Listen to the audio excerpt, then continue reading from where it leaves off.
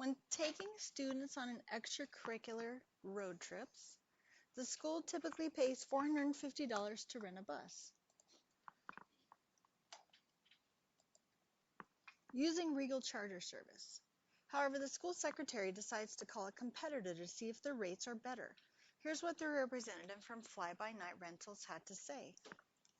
Regal charges a flat fee, but think about the cost per student. With Regal, if only 4 students go on the trip, that's $450 divided by 4, which is $112.50 per student. In this case, Fly By Night would only charge $78 per student. Think of the savings. But what about large groups? With 54 students, you'd still be paying $450 divided by 54, which is $8.33 per student with Regal. But with us, 54 students is only $3 per student. Can you believe it? It's all because we use a linear model to determine the price per student.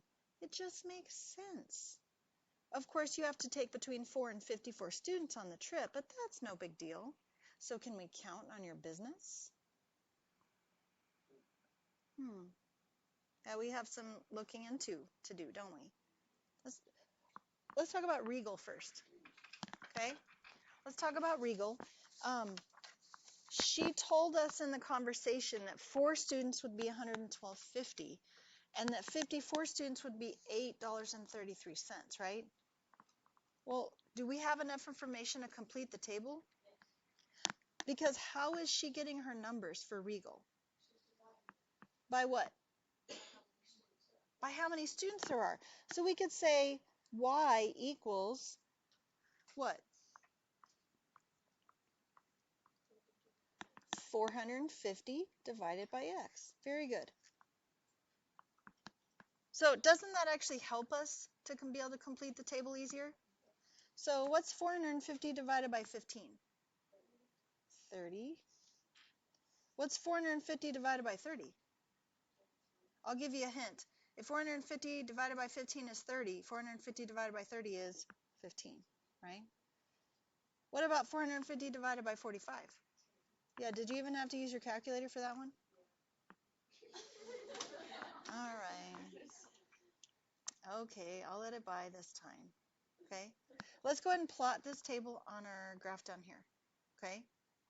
So if x is 4, y is 112.50, so maybe right there-ish. And if x is 15, y is 30. And if x is 30, then y is 15.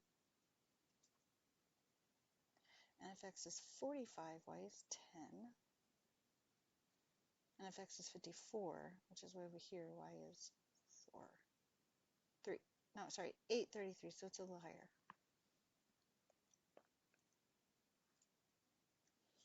Let's see.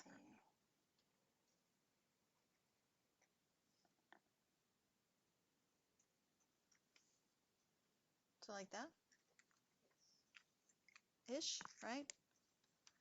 We're just freehanding this. I mean, we're getting as close as we can, but it's something like this, yes? Okay. What about Fly By Night?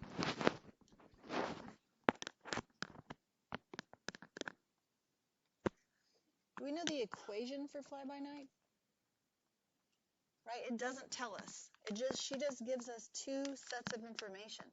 Except what does she say about those 2 sets of information? They use a linear model. And how many points do we need to make a line? 2. So don't we have enough information to find the linear model? Yes. There's a couple ways we can do that. Any ideas what they are? And then guess? I mean, I guess we could count, but it would be pretty tough because we're trying to just guess where it is, right?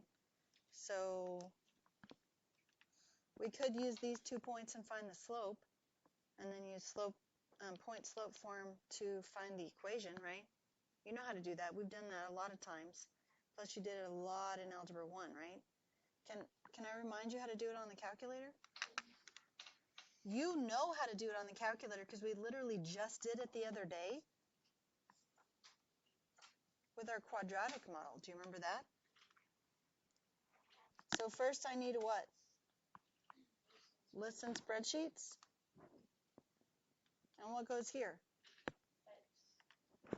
And what goes here? Okay.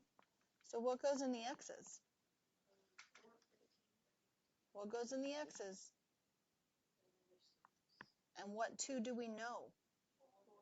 4 and 54. So that's all that can go in there because those are the only two that I know. Okay? And what goes in the y?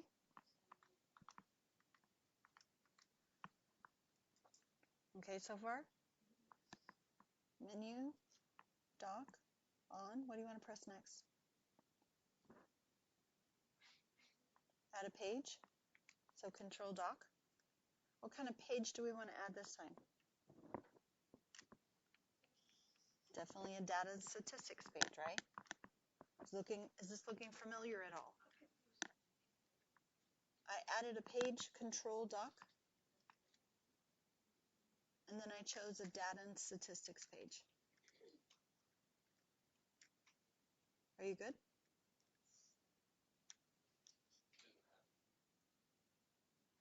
No, not doc, control doc. No. Now what?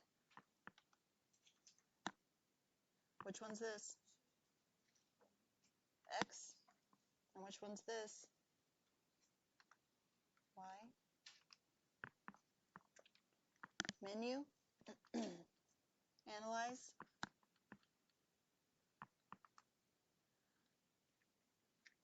What are we choosing?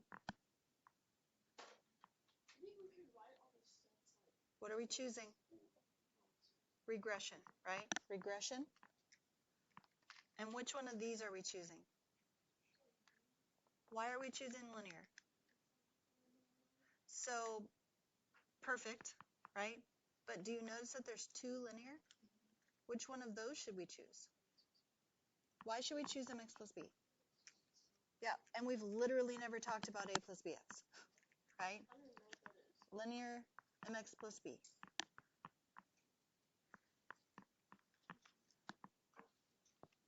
So y equals negative 1.5x plus 84.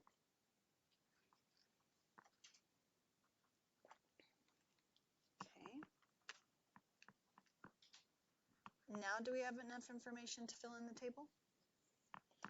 So what is negative 1.5 times 15 plus 84? 61.5. Okay. What is negative 1.5 times 30 plus 84? 39. Okay, and then now somebody else. What is negative 1.5 times 45 plus 84? Very good. Okay, so far? Let's go ahead and plot these points on our graph down here. Okay? Over 4, up 78.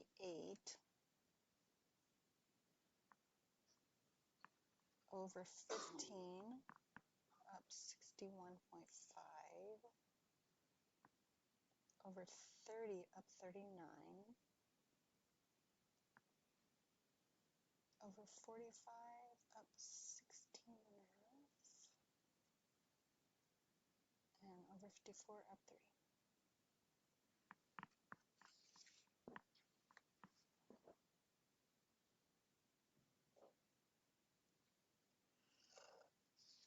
Uh-oh, I messed up on that one, didn't I? 15, 61. Oh, yeah, I did. I should be up there. Sorry about that. Ignore that one.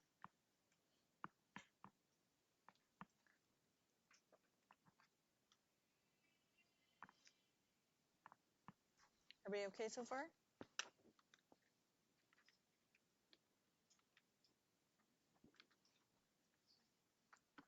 Sketch the graphs of these relationships on the grid to the left. Okay. Check using a graphing calculator. So in my calculator, I need to have a graph. I need to start a new document that's a graph. And then I need to put in y equals 450 divided by x. And then I need to put in negative 1.5x plus 84. And what is the most common first reaction now? Yeah, I did it wrong. Did I do it wrong? No, the window's wrong, isn't it? So I need to change it. So menu, window. Okay. I need to change my window settings. Well, on my paper, what do the x's go from? 0 to what? I'm pretty sure it's 55. Okay. What do the y's go from on your paper?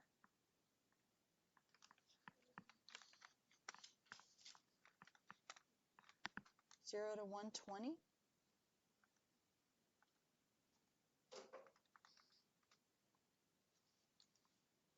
Now, how close do they look? Oh my gosh, I even chose the right colors. Except they're opposite, right? They're backwards. Sorry about that.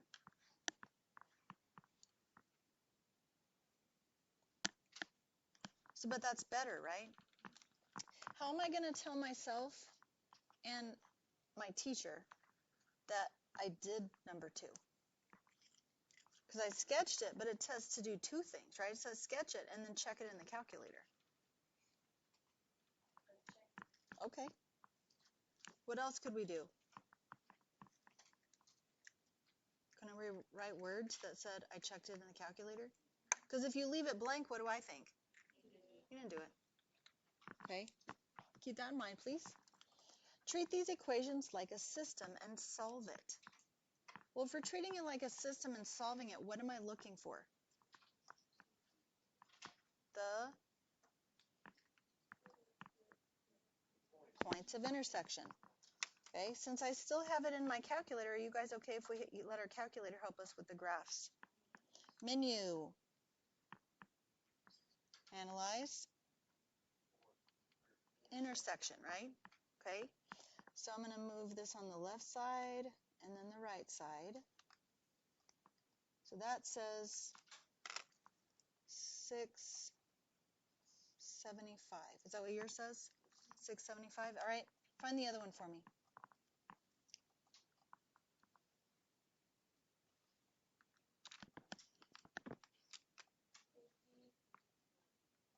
$59. Ooh. 50,9. What do the solutions tell you about when fly-by-night is a better deal?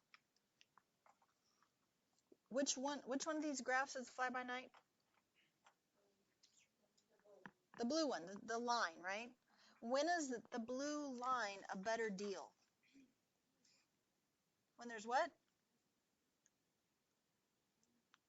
Less than 6?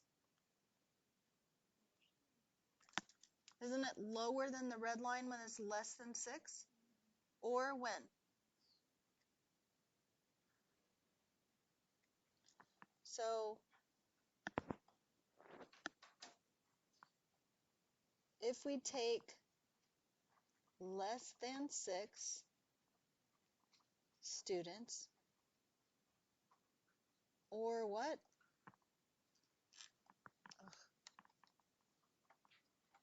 If we take less than 6 students, or what? More than 50?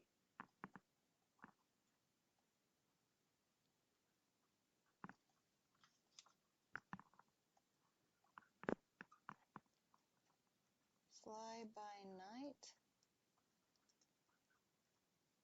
is a better deal.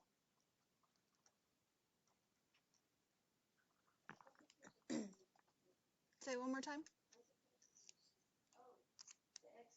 Correct. Because remember, X's are the students. Okay. Now, let's think about this just a little bit more. Less than 6 or more than 50. How many students are we allowed to take on the trip?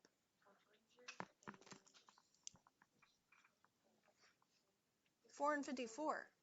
So the only time fly-by-night is a better deal is if we take 4 students or 5 students or 51, 52, 53, or 54. So overall, is fly-by-night a better deal? No, not even close, right? There's only a tiny bit of options over here and a tiny bit of options over here that make fly-by-night a better deal, right? Most of the time, what's going to be a better deal? Regal, okay? It's Regal, yeah, Regal, okay? Most of the time, Regal is going to be a better deal. Questions? Sometimes I can find you really real-life problems, although, just for the record, this is an older problem, and so now it's probably about like $1,200 to rent a bus, just so you know, okay? But sometimes I can't, and it's more fun to find problems like this. A parachutist called from her cell phone. I'm going to say that again so you can understand what I'm saying. A parachutist jumped out of a plane, and the first thing she did was get on her cell phone. Is that real? No, no. You're not going to get on your cell phone when you're jumping out of a plane. You will? Okay, I'm so proud. This is what the parachutist said. Hey, Walter, you'll never guess where I am. I'm parachuting over your neighborhood. Even though I'm descending at a constant rate of 4.8 feet per second, I'm afraid my landing will be a little rough. So can you do me a favor? Can you go outside and get on your roof? And when you see me pass overhead, throw me a pillow. So you would say no, first of all, to your friend? Okay. Maybe she's not actually a friend. Maybe she's just like an acquaintance. Okay. But guys, here's my other problem with this question. Of all the many problems so far, Walter is like as tall as his house. Well, he's some sort of giant man.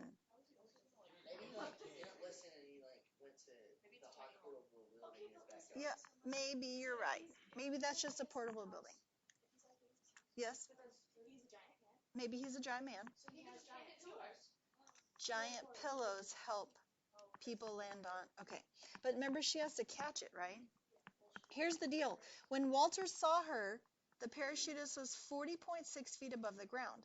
He threw the pillow with an initial upward velocity of 40 feet per second, because that's something you can know, so that the height, h, could be found with this function. That's the function for the pillow, okay? Where x is the time in seconds since the pillow's release. She missed it the first time and caught it on its way down. So as long as we realize this is a totally realistic question that we're working on.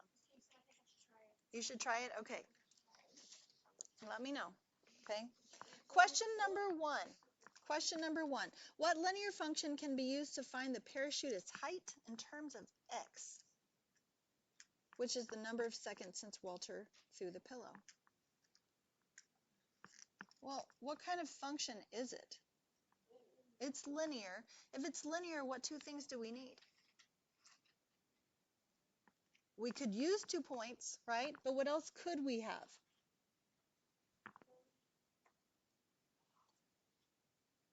We could have an intercept and a slope, right? Can you see any information in this conversation? For sure we have 4.8 feet per second. And since it specifically says feet per second, what is that helping you know that it is? Yes, but it's also telling you that it's the slope, right? So equals 4.8x. And then I need an intercept. I need a starting height.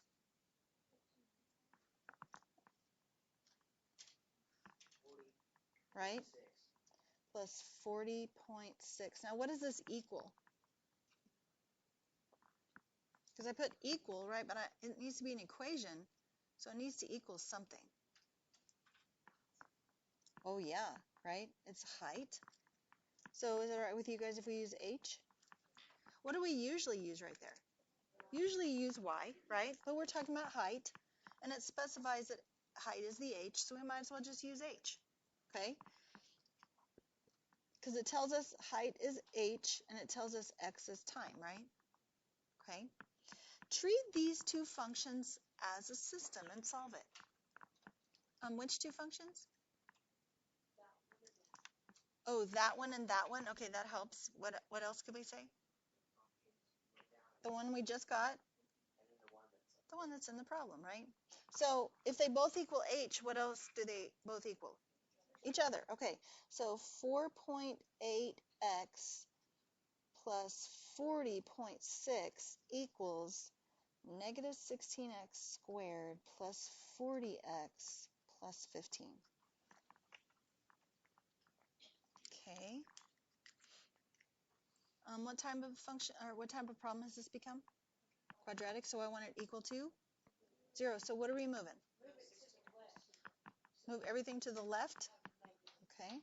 So 16x squared plus 16x squared minus 40x minus 40x and minus 15. Okay. So that gives me 16x squared minus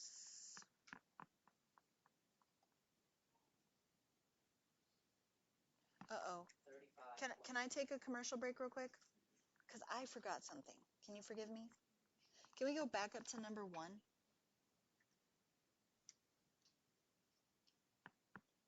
Can you figure out what I forgot by looking at the picture? She's going down, and so that means her slope has to be negative. So that means this is a negative right here. Okay, now back to the show. Are we good? Okay, so minus 44.8x. Do you see how easy it is to mess up sometimes? When I'm messing up, you know it's okay for you to mess up, right? We just fix it and then we go on, yes? Okay, and then we have 40.6 minus 15. And what's that? Pretty sure it's 25.6. And that equals 0, right? Okay. So what are our options now? Factoring or quadratic formula, right? Do you want to try to factor this? Not with all the decimals, right? So can we just go straight to quadratic formula and not have to try factoring? I'm not saying it won't work. I'm saying it's a mess, right? So A is 16. B is negative 44.8. And C is 25.6. X equals negative b plus or minus the square root b squared minus 4ac all over 2a.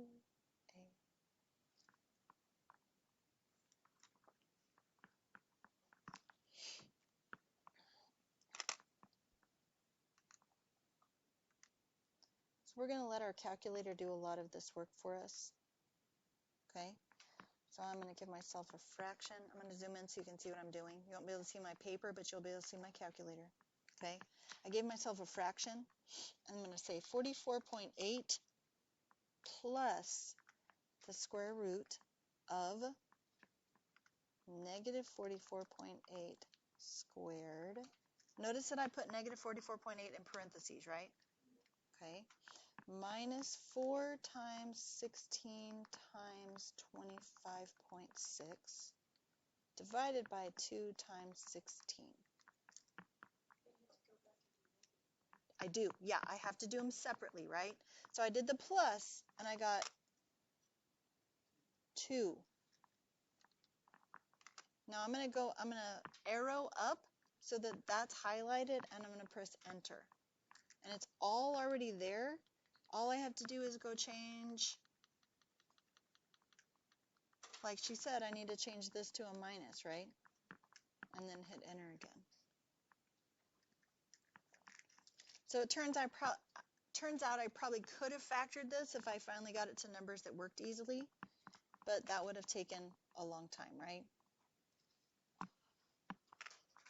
So what did I just find? What did I just find? My x's, right? So that means I have two solutions, one that looks like 2 something, and then one that looks like 0.8 something, right? How do I figure out the somethings? Oh, to where? Where do you want to substitute them? So this one?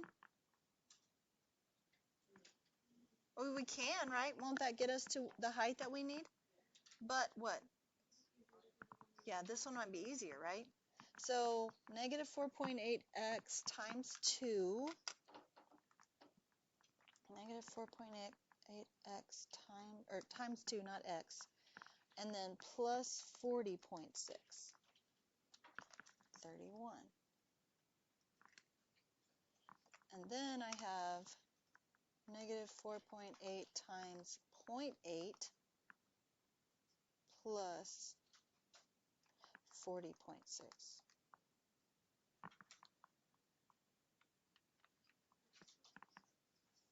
36.76,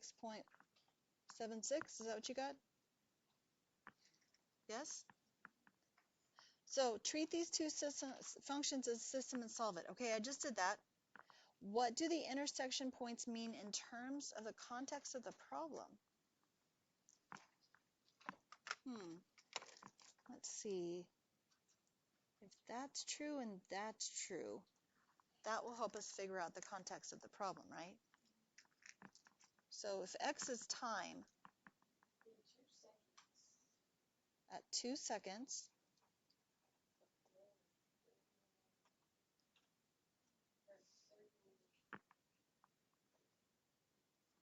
the pillow was what? Was 31 feet where? High. And then in parentheses, I'm going to write, she missed it. Right? Because isn't that what happened?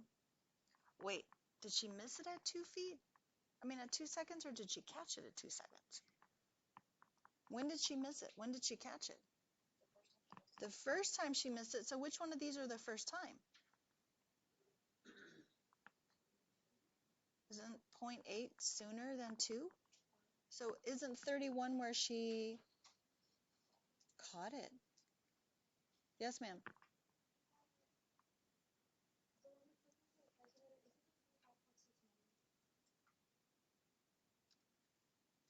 No. You're fine. Nope, you're fine. At 0.8 seconds, the pillow was what?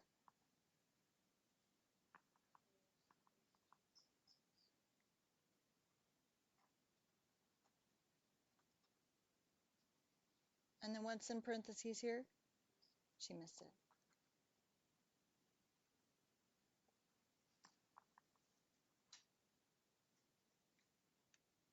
Instead of high, we could say off the ground, couldn't we? But as long as you understand what's happening here, I'm okay with that. Are you? Okay. Are we ready to go on to number 3? Okay. How much time transpired between when the parachutist missed the pillow as it went up and when she caught the pillow on the way down? Subtract what? So 2 minus 0.8? Well, what is 2 minus 0.8? 1.2. So a couple things first of all, just as a reminder, okay? If this is what you put on your paper, you'll get points off. Why? 1.2 children, 1.2 frogs.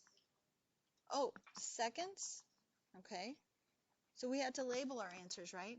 If you put that on your paper as your answer, you will get points off. Why? There's no work, right? No work is no credit.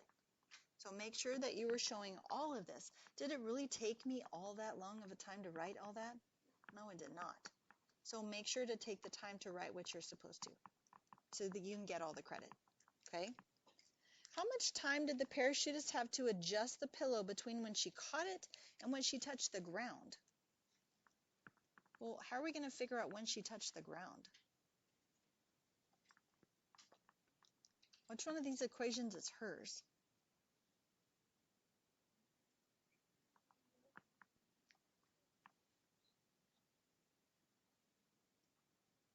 Isn't the linear equation hers?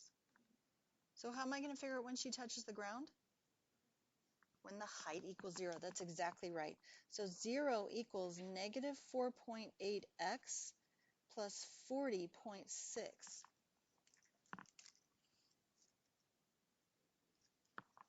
How do I solve that? What do you want? That's fine. Subtracting 40.6 from both sides is fine. That gives me negative 40.6 equals negative 4.8x. Very good. And 40.6 divided by negative 40.8, what does x equal?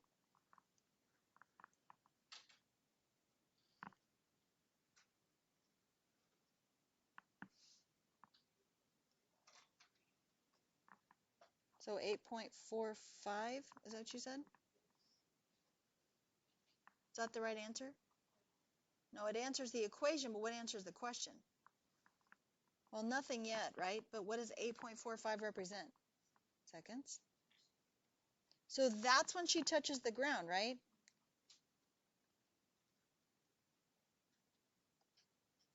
So now let's go back and figure out what they're asking. How much time did the parachutist have to adjust the pillow between when she caught it and when she touched the ground? When did she catch it?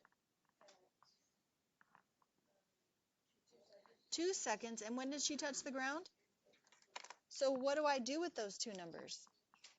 So 8.45 minus 2, which would be 6.45 seconds. Good.